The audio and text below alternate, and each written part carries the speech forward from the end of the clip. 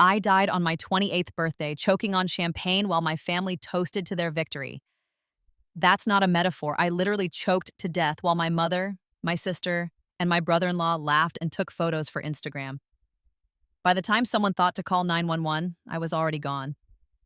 The last thing I saw was my sister's face, and she wasn't crying, she was smiling.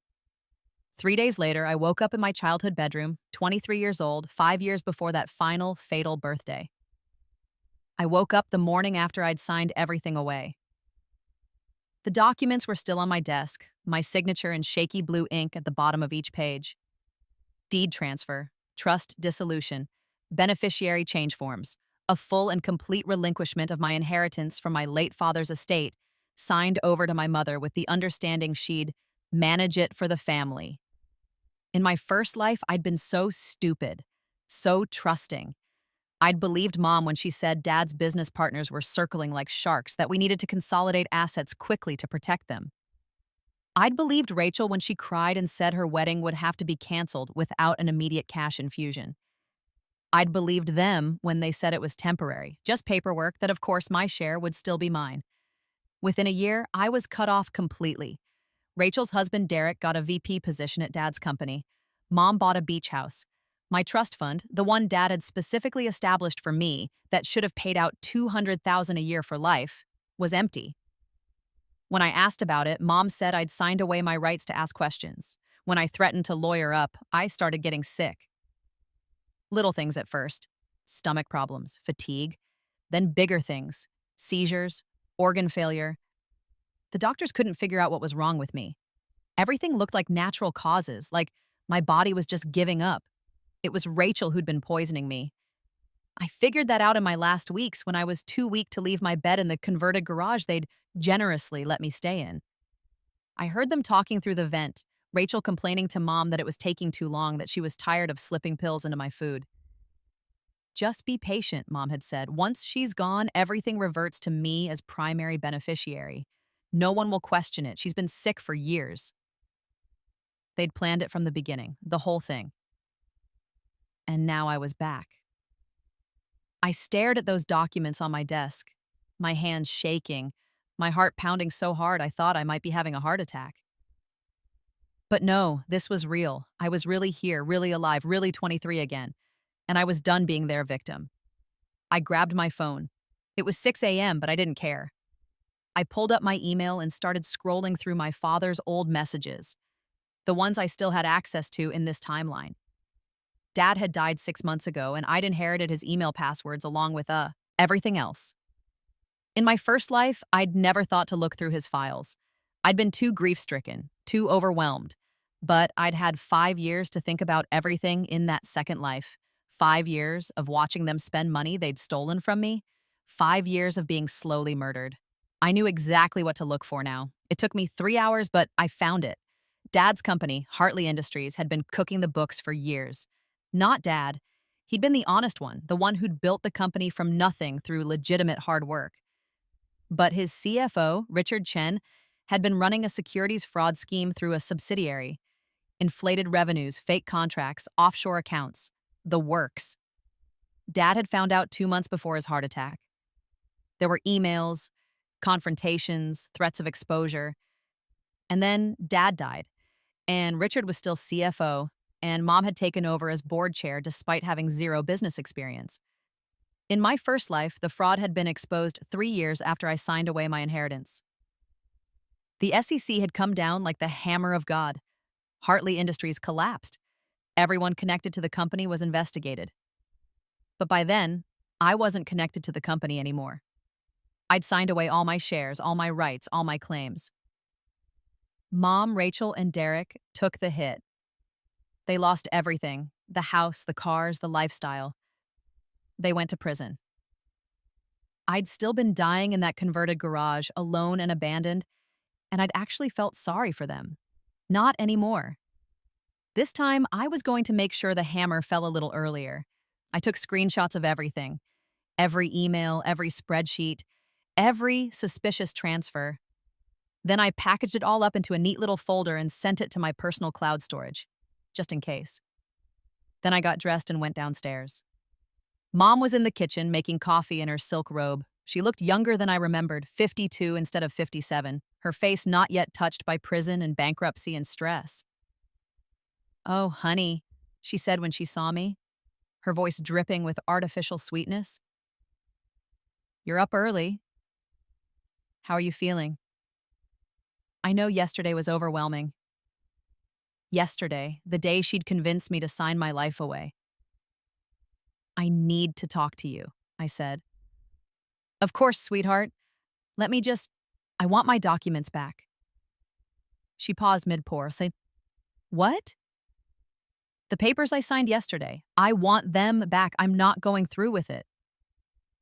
Her face went through several expressions in rapid succession: surprise, confusion, and then something harder, colder. "Honey, we've been over this.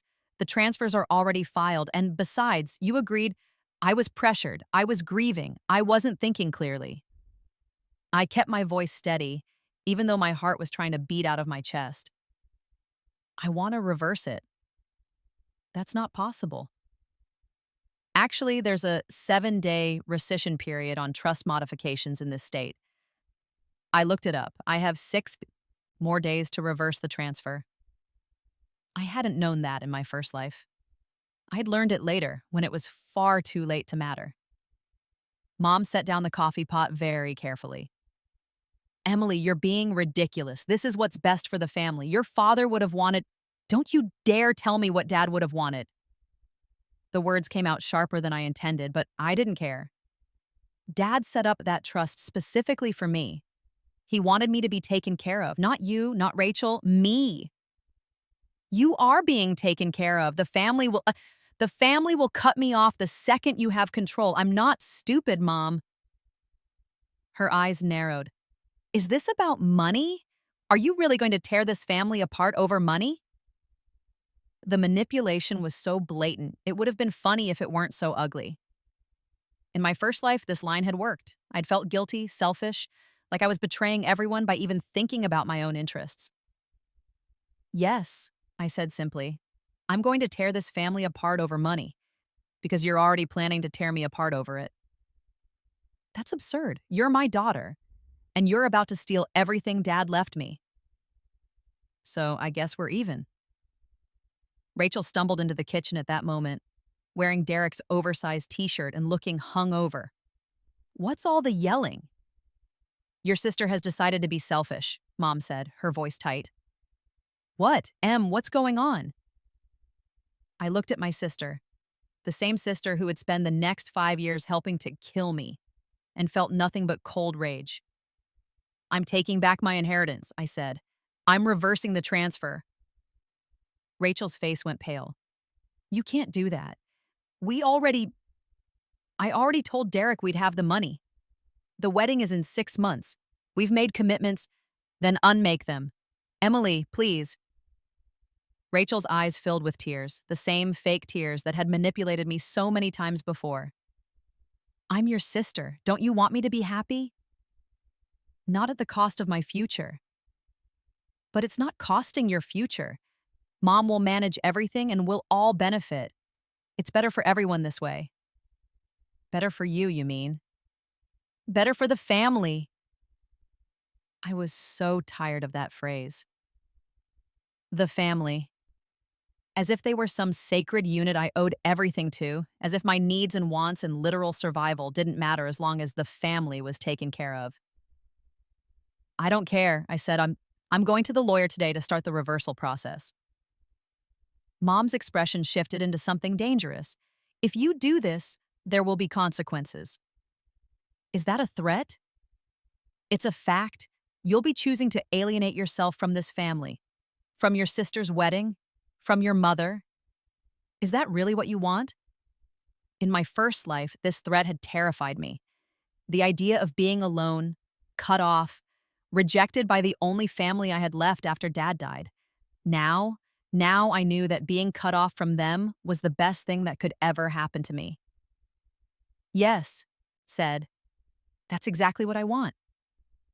I walked out before either of them could respond. The lawyer's office opened at 9. I was there at 8:45, sitting in my car waiting. My hands were shaking. I kept expecting to wake up to find out this was all a dream or a dying hallucination or something. But the clock kept ticking forward, and I stayed 23, and my phone kept buzzing with increasingly frantic texts from Mom and Rachel. You're tearing this family apart. Dad would be so disappointed in you. How can you be so selfish? After everything we've done for you. I blocked them both. At 9 sharp, I walked into the office of Patricia Keene, the estate attorney who'd handled Dad's will. She looked surprised to see me. In my first life, I'd never come back after signing the initial transfer documents. Miss Hartley, she said, I wasn't expecting you. Is everything all right? I need to reverse the trust transfer I signed 2 days ago. Her eyebrows rose. I see. May I ask why? I was pressured into it. I wasn't thinking clearly, and I've realized my mother doesn't have my best interests at heart. Patricia studied me for a long moment, and I saw something shift in her expression. Something like approval. All right, she said. Let's discuss your options.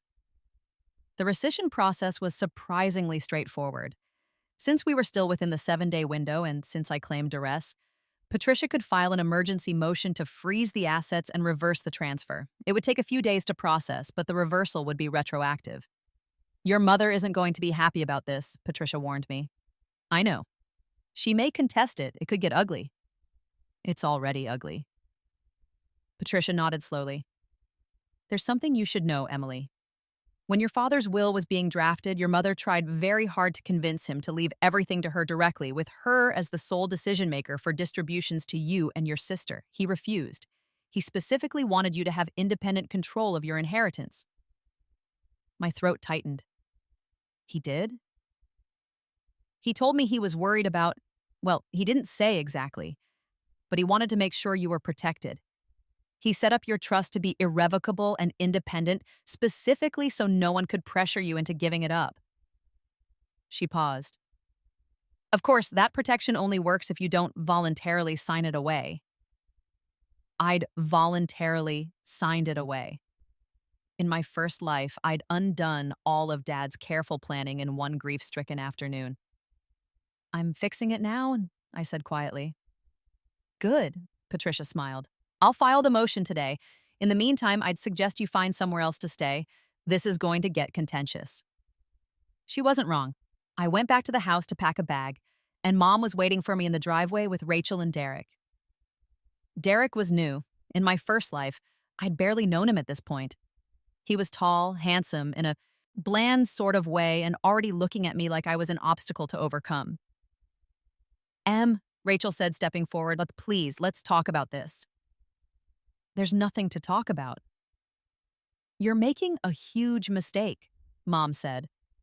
The estate is complicated right now. There are business concerns you don't understand. By keeping everything fragmented, you're putting the whole company at risk. That almost made me laugh. The company was already at risk. It was riddled with fraud. Then I guess the company will have to deal with that, I said. You're being incredibly selfish, Derek said.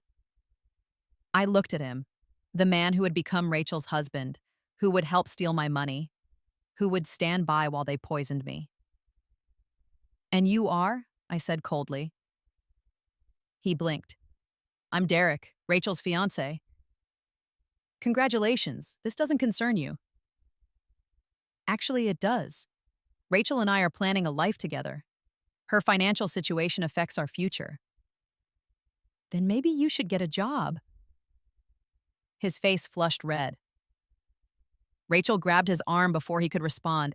Please, she tried again. We're family. Family is supposed to support each other.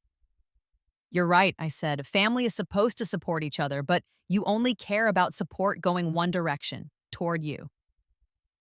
I pushed past them and went inside to pack. They followed me, of course.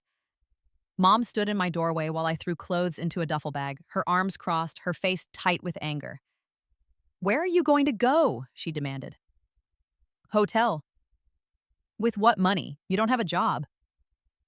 I have the quarterly trust disbursement that came through last week. The one that would be my last if I'd let the transfer go through. That'll hold me until I figure things out.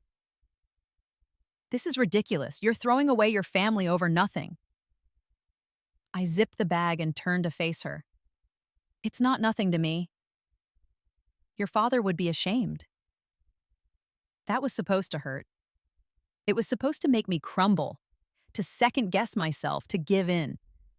Instead, I felt something cold and hard settle into place behind my ribs. Dad specifically set up my trust to be independent because he didn't trust you, I said quietly. The lawyer told me he knew you'd do something like this. He was trying to protect me from you. Mom's face went white, then red. That's a lie. Is it? Because it explains a lot. It explains why you've been so desperate to get control of my inheritance. It explains why you pushed so hard for me to sign those papers before I could think about it. I'm your mother, and you're trying to steal from me, so I guess that cancels out. I walked out. She didn't try to stop me. The hotel was cheap but clean, a Holiday Inn near the business district. I holed up there for 3 days while Patricia pushed through the paperwork. During that time, my phone exploded with messages, Rachel crying and begging, Mom alternating between rage and guilt trips, Derek, whom I'd never given my seed to, number 2, somehow texting me about family responsibility. Extended family members I barely knew, calling to tell me I was being selfish. I blocked them all. On the 4th day, Patricia called. The motion was approved, the transfer is reversed, your trust is back under your control. I closed my eyes and felt something loosen in my chest. Thank you. There's more. Your mother filed a counterclaim alleging you're mentally incompetent and need a conservator. She's demanding a psychological evaluation. Of course she was. Let her, I said. I'll pass any evaluation they want to give me. I know you will, but Emily, there's something else. During the asset review process, some irregularities came up with the company finances. My heart started beating faster. What kind of irregularities? I can't say much. It's outside my purview. But the company accountant flagged some concerns to the board, and your mother shut him down rather aggressively.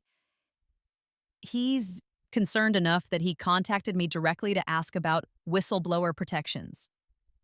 This was it. This was the opening. What kind of concerns? I asked, keeping my voice neutral. Potentially fraudulent accounting practices? Revenue inflation, possibly. He's not sure of the scope yet, but he wanted to know if he'd be protected if he reported it. And would he be? Yes, definitely, both legally and financially. If there's actual fraud, whistleblowers can receive a percentage of recovered funds. I took a breath. Tell him to document everything, and tell him to contact the SEC. There was a long pause. Emily, now if there's fraud at Hartley Industries and it's reported, the company could face serious consequences. I know. You own 40% of the company through your trust. If the company collapses, you could lose everything. The company isn't going to collapse, I said, but the people running it into the ground might face some consequences. Another pause. Do you know something I should know? I know my mother has been desperate to get control of my inheritance. I know she's been acting strangely aggressive about the company finances. I know Dad died right after discovering some kind of problem with the books. All true, all provable. And I know that if something's wrong, I'd rather it come out now than later. That's surprisingly strategic thinking. My dad raised me to be smart, I said. It's time I started acting like it. The accountant's name was Marcus Webb, and he was young, idealistic, and terrified. When Patricia put us in contact, his hands were shaking so hard he could barely hold his coffee cup. We met at a Starbucks far from the office. I could lose my license over this, he said. If I'm wrong, you're not wrong, I said. Show me what you found. He pulled out a laptop and walked me through it. Faked contracts with shell companies. Revenue recognized for services never rendered. Expenses buried in subsidiaries. It was even worse than I remembered. Or maybe I just understood it better now after 5 years of obsessing over every detail of what had destroyed my family. Richard Chen has been doing this for at least 3 years, Marcus said. Maybe longer. And your mother, I don't know if she's actively involved or just turning a blind eye, but she's been blocking every attempt at a proper audit. She's involved, I said. She has to be. The amounts are too large for her not to know. If this gets reported, the SEC will investigate everyone. Board members, major shareholders, family members who received distributions. Good, I said. Let them. Marcus stared at me. You own 40% of the company. You'll be investigated too. I've never been involved in management. I've never even attended a board meeting. And right now, my inheritance is in the process of being forcibly separated from the company assets because my mother tried to steal it. I'm going to come out of this investigation looking fine. What about your mother? What about her? He sat back studying me. You want her to go down for this? I want the truth to come out, I said. If that means she goes down, that's her own fault. That's cold. She tried to steal my inheritance. She's been helping commit fraud using my father's company. Cold is the least she deserves. Marcus was quiet for a long moment. Then he nodded. Okay, I'll do it. I'll report everything to the SEC. Do you have copies of all the documentation? Encrypted and backed up in 3 places. Good. Send a copy to Patricia too. And Marcus? Once you file that report, stay away from the office. Don't answer calls from my mother or Richard Chen. Don't try to warn anyone. Just let the investigation happen. He nodded, pale but determined. When should I file? Tonight, I said. Before anyone figures out what you're doing. He filed the report at 11 p.m. that night. I know because he texted me a screenshot of the confirmation. The SEC moved faster than I expected. By the end of the week, federal investigators were at Hartley Industries, seizing documents and servers. The company's stock was suspended from trading. The local news ran a story about alleged accounting irregularities at local manufacturing firm. My phone started ringing off the hook. I didn't answer. Instead, I sat in my hotel room and watched the news coverage and felt nothing but cold satisfaction. Mom called 47 times in one day. Rachel called 30. Derek called 12. I blocked all the numbers. Finally, Mom showed up at the hotel. The front desk called my room to ask if I'd accept a visitor, and I said no. She tried to force her way past anyway. Hotel security escorted her out. That was when she started sending lawyers. The first one told me I had a duty to help the family, that we needed to present a united front. I told him to leave. The second one implied that I'd been involved in the fraud and needed legal protection. I recorded that conversation and sent it to Patricia. The third one was smarter. He offered me a deal, testify that I had no knowledge of the fraud, and Mom would drop the conservatorship claim. I don't need a deal, I said. I didn't know about the fraud because I was never involved in the company. That's already provable. But your mother? My mother tried to steal my inheritance. She's been blocking audits and covering up fraud. I'm not helping her. He left looking troubled. The investigation took 6 weeks. During that time, I moved out of the hotel and into a small apartment. I hired my own lawyer, not Patricia, who was an estate attorney, but a sharp young criminal defense specialist named Jennifer Cho, who'd made her name prosecuting white-collar crime before switching sides. You don't need me, Jennifer said at our first meeting. You're completely clean. You were never involved in operations, never sat on the board, never received any distributions except your quarterly trust payments, which were legitimate. I want you anyway, I said, because they're going to try to drag me into this. Your family? My mother. She's going to claim I knew, or that I was involved, or that I benefited. Whatever she has to do to deflect blame from herself. Jennifer's eyes gleamed.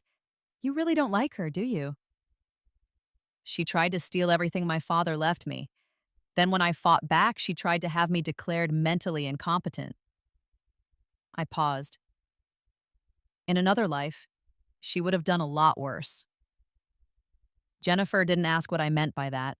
She just nodded. All right, I'll make sure you're protected. The SEC's preliminary findings came out 8 weeks after the initial report. Hartley Industries had been inflating revenues by approximately 30% for 3 years.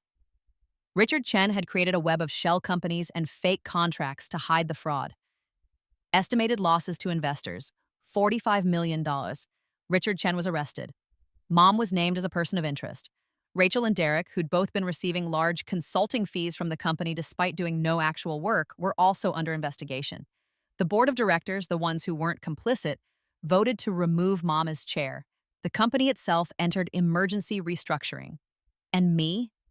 I was interviewed by the SEC for 3 hours, answered every question honestly, turned over all my records, and was cleared completely. I owned 40% of a company that was worth a fraction of what it had been, but my personal trust was separate and untouched. I still had my quarterly payments. I still had my inheritance. I'd lost nothing. They'd lost everything. The criminal charges came down 4 months after the initial investigation began. Richard Chen, securities fraud, wire fraud, money laundering. He took a plea deal and rolled over on everyone else. Mom, conspiracy to commit securities fraud, obstruction of justice, filing false statements. The prosecutors had emails where she'd explicitly discussed hiding the accounting irregularities from auditors. Derek, fraud and accepting stolen property for the consulting fees. Rachel wasn't charged criminally, she was too peripheral, and she played dumb convincingly enough that the prosecutors believed she'd been manipulated by Derek. But she lost the trust fund Mom had set up for her using stolen money. She lost the beach house down payment. She lost the wedding venue deposit.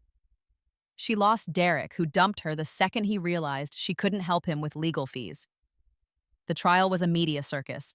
Local business owner accused of defrauding investors, company founder's widow facing prison time, the daughter who'd blown the whistle.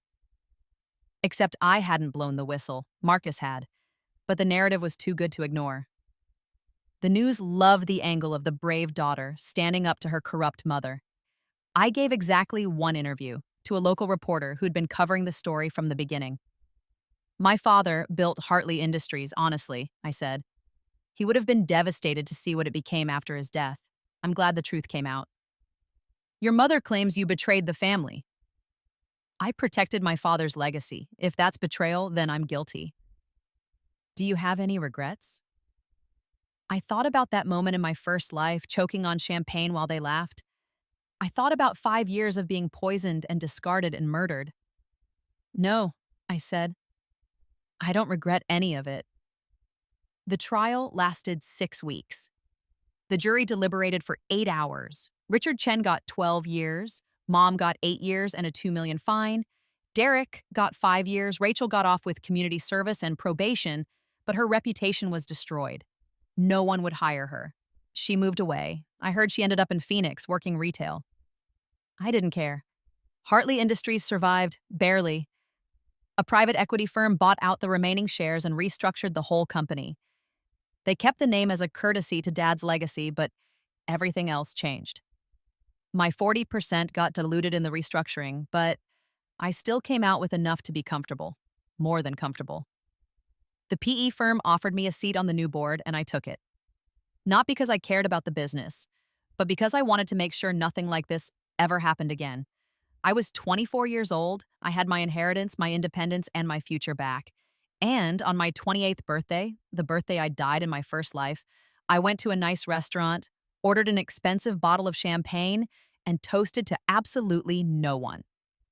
The champagne went down smooth. No choking, no dying.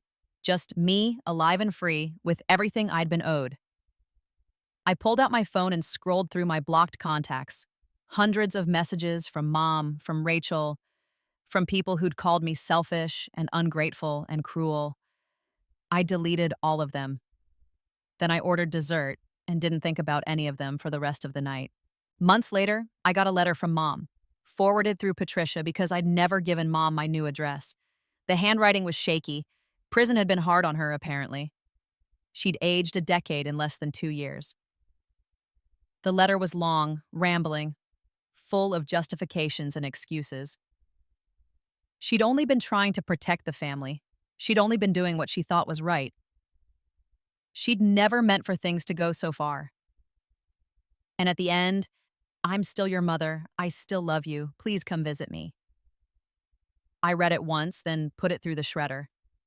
I didn't owe her anything. Not forgiveness, not understanding, not even acknowledgement. She'd made her choices. I'd made mine. And I was living with the consequences of hers while she rotted in the consequences of hers. Fair was fair. Jennifer called a few weeks after that. I heard you got a letter. Patricia told you?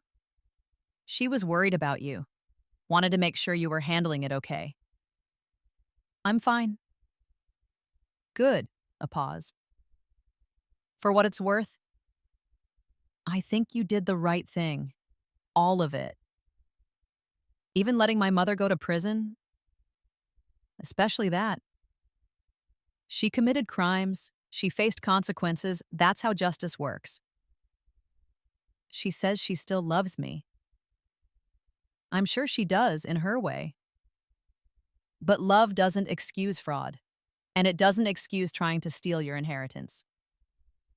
I thought about that for a long time after we hung up. Did Mom love me? Maybe. In some twisted, conditional way, where love meant I was supposed to sacrifice everything for her comfort. But that wasn't real love. Real love was what Dad had done, setting up that trust to protect me, even knowing it might cause family conflict, even knowing Mom would be angry. He'd loved me enough to protect me from the people who were supposed to love me too. I wished he was here to see that his protection had worked, that I'd survived, that I'd won. But he was gone, and I was here, and that had to be enough. I started dating someone that fall. His name was Aaron, and he was a software engineer who'd never heard of Hartley Industries and didn't care about my family drama. You seem really centered, he said on our third date, like you've got your life figured out. I laughed.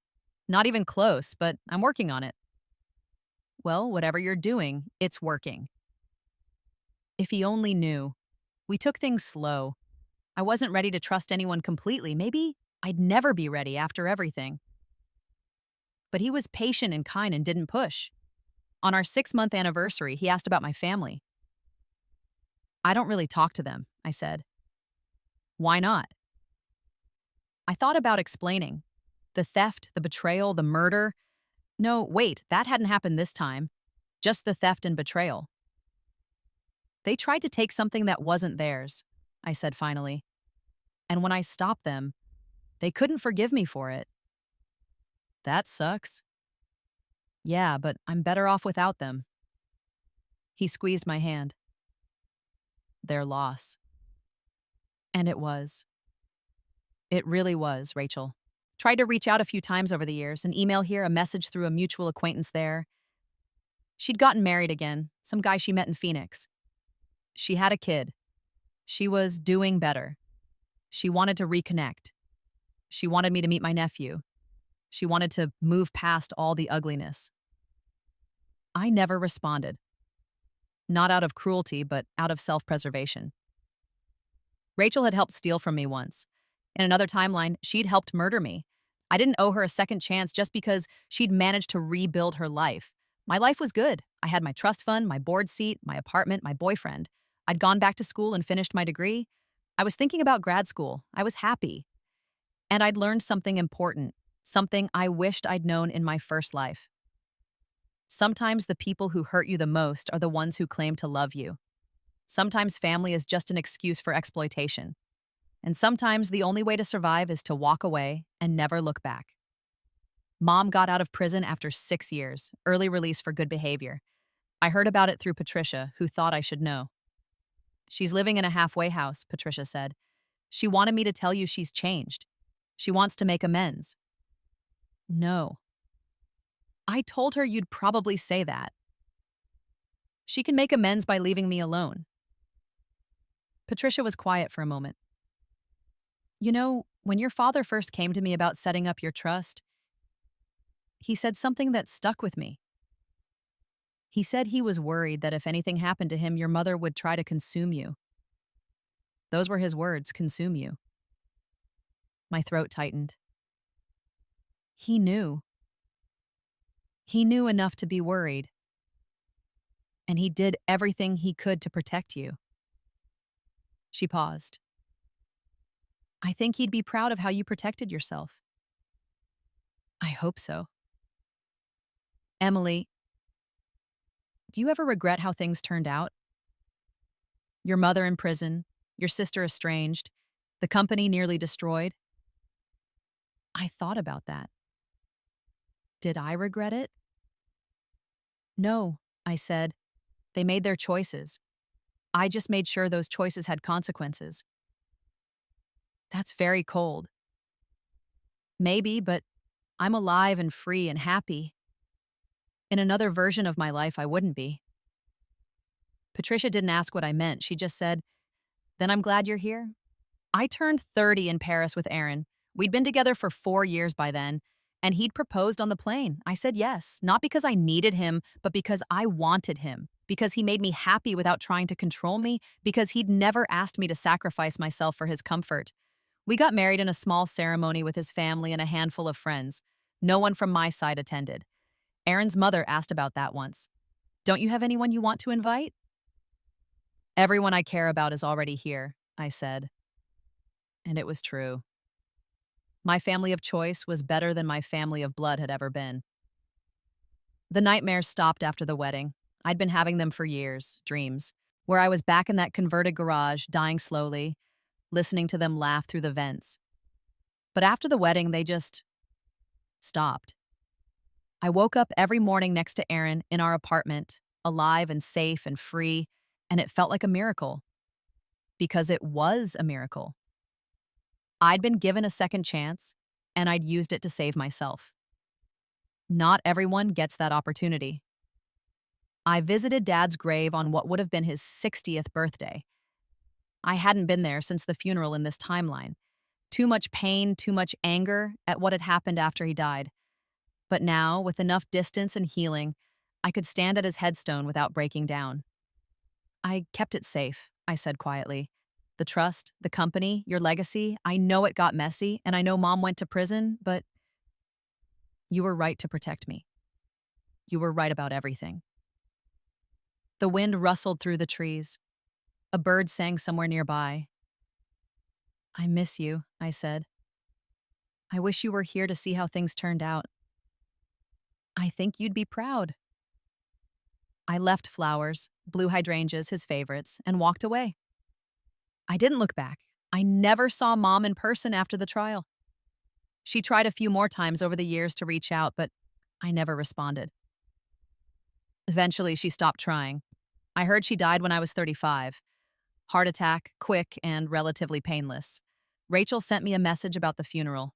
I didn't go. I felt nothing.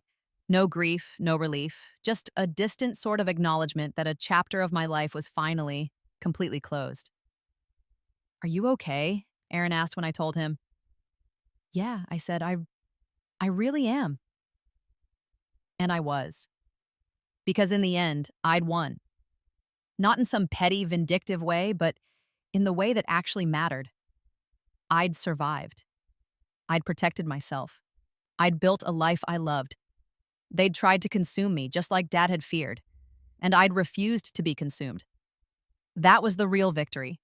Not the prison sentences or the lost fortune or the ruined reputations. The victory was that I was happy, and they would never be able to take that from me again. Sometimes I thought about what would have happened if I hadn't been reborn. If I'd just died at 28, choking on champagne while my family celebrated. Would anyone have investigated? Would anyone have cared? Probably not. I'd been sick for so long, it would have looked natural. They would have gotten away with it. But I had been reborn. I did get a second chance. And I used it to make sure the truth came out, even when it was ugly, even when it destroyed everything. Because the truth mattered. Justice mattered. And I mattered. I was more than my inheritance, more than my family name, more than the daughter who was supposed to sacrifice herself for everyone else's comfort. I was Emily Hartley, survivor, truth teller, board member, wife, woman. And I was free. That was worth more than any amount of money. That was worth everything.